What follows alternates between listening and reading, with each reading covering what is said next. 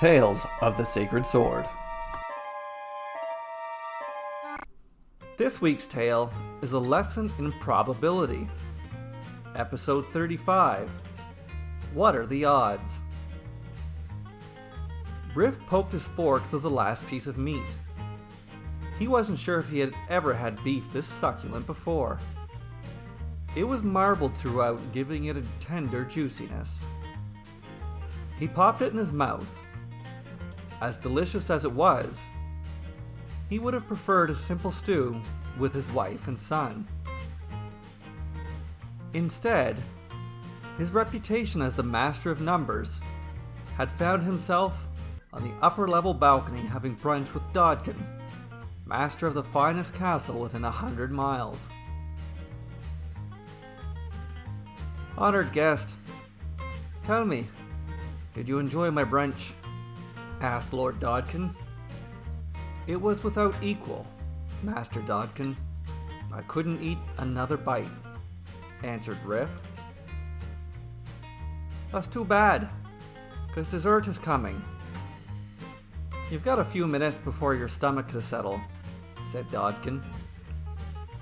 From high up in his balcony seat, Riff could see all of Dodkin's courtyard. Given its immense size, dozens of workers were required for its upkeep. Gardeners raked dead twigs. Servants scurried about. Teachers corralled children. A roofer caught Riff's eye. He hammered new shingles into an age-old roof. Riff counted the swings as the nails went in.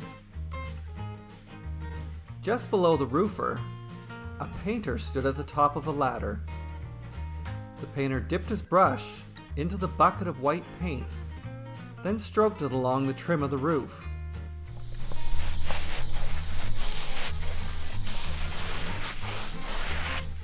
Below the painter's ladder, a janitor mopped the porcelain entryway of Lord Dodkin's castle. He dunked the mop in the bucket, soaking it with hot soapy water. Then he pulled it out of the bucket, let it drip half its water out, then mopped.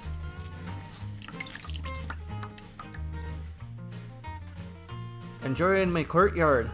asked Lord Dodkin. "Quite," answered Riff. "They tell me that you're the master of numbers, and by extension the master of calculating odds," said Lord Dodkin.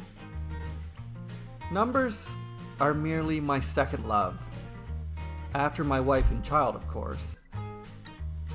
No man can be the master of numbers, for they are freer than any man. Numbers abide by their own laws," said Riff. "Humor me then, Master Riff. If I were to flip this coin, would it land sun up or moon up?" asked Lord Dodkin. "It has an even chance of either, assuming the coin is properly balanced, which I assume it is, given it appears to be from the Royal Mint," said Riff. Said Lord Dodkin. "And my unborn child, what are the odds it will be a boy?" "Even odds again would be my best guess." "Let's try something different. See that man on the roof? What are the odds he will hammer in the next nail in 3 strikes or less?" asked Dodkin. Riff thought about it for a moment. "I'd put it around 7%. I've watched this man hammer several nails. His average is 5 swings, sometimes more, sometimes less. Only twice in 28 nails has he completed a nail in 3 swings," answered Riff. They watched as the roofer hammered in a nail.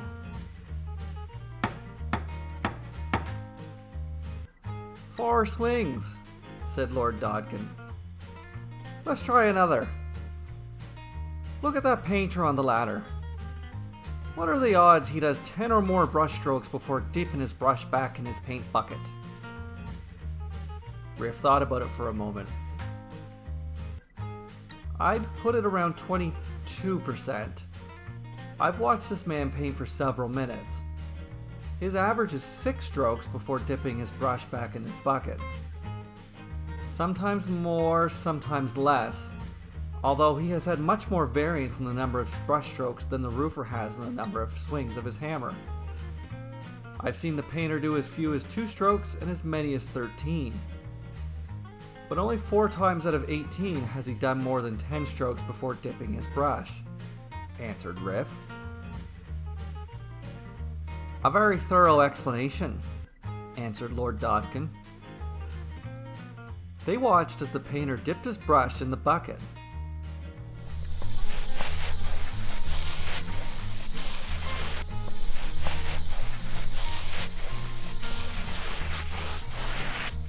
The painter paused and dipped his brush back in the bucket. 9 brush strokes, said Lord Dodkin. Let's do one more. Look at that janitor below the painter and the roofer. How many swabs has he averaged before dunking the mop back in the bucket? 7, answered Riff. And what odds would you give that he does exactly 7 swabs the next time he dips his mop back in the bucket? Asked Dodkin. Riff thought about it for a moment. I'd put it at around 98%. I've watched this man mop for several minutes. This is a man of routine.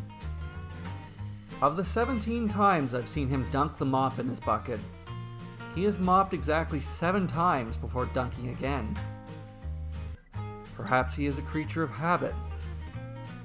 Perhaps he has a psychological condition that compels him to mop 7 times.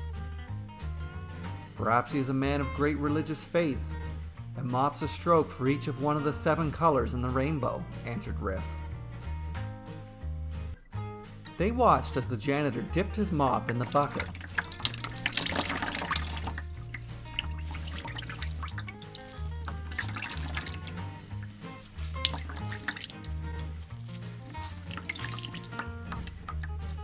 The janitor paused and dipped his mop back in the bucket.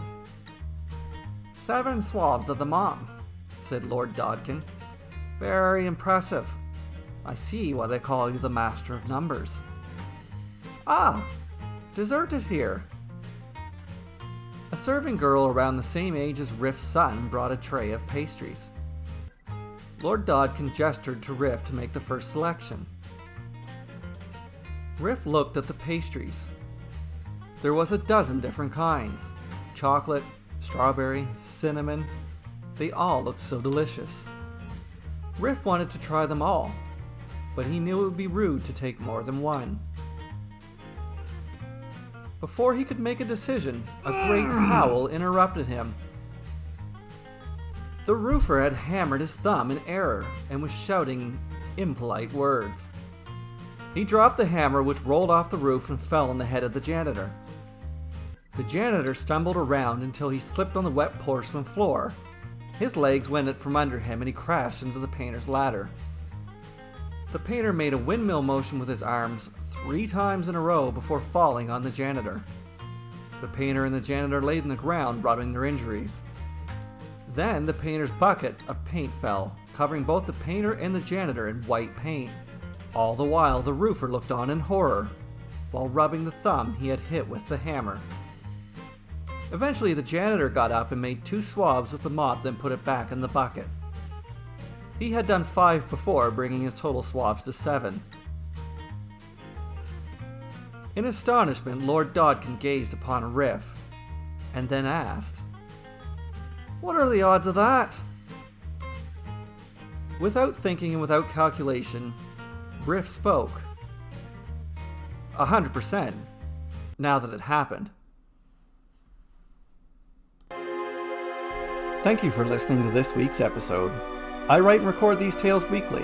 If you enjoy them, please click the like and subscribe buttons, along with the bell notification, and leave a comment. Thank you.